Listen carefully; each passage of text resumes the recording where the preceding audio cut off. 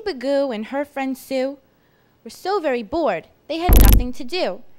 They sat and they sat and they sat all day. All day, all day, they sat, you say?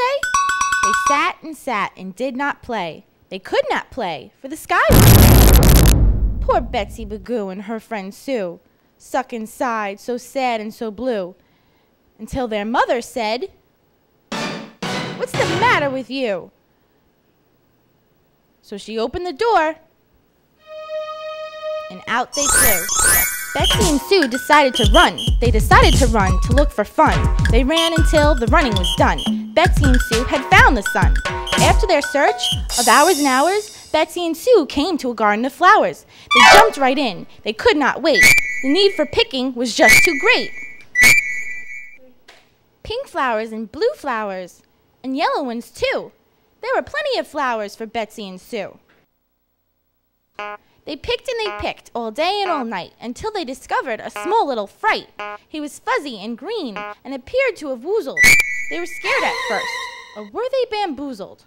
Betsy and Sue hadn't the slightest idea what to do, so they caught him and kept him and named their fright Lou. Betsy and Sue were so very glad. Since they found Lou, they just couldn't be sad.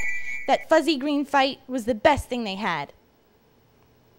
Betsy Bagoo liked that thing Lou. Throwing and squishing was what she would do. Squeezing and pulling were also fun, too.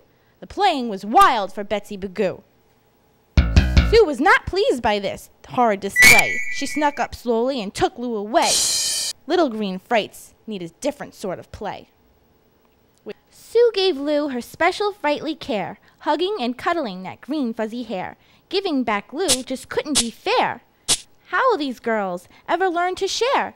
Sue liked Lou, Betsy Bagoo liked Lou. What were these two going to do? All at once they started to fight. It truly was an awful sight. This terrible fighting was just not right. Betsy and Sue had lost their fright. Hans hoodwinked that sneaky little snake. Their fuzzy green Lou was not the thing to take. What could they do? What should they do? They needed to find their new pet Lou. It wasn't too hard to find Hoodwink. Betsy and Sue just followed his smelly stink. Staring in his window, they just couldn't blink. He had two frights, one green and one pink.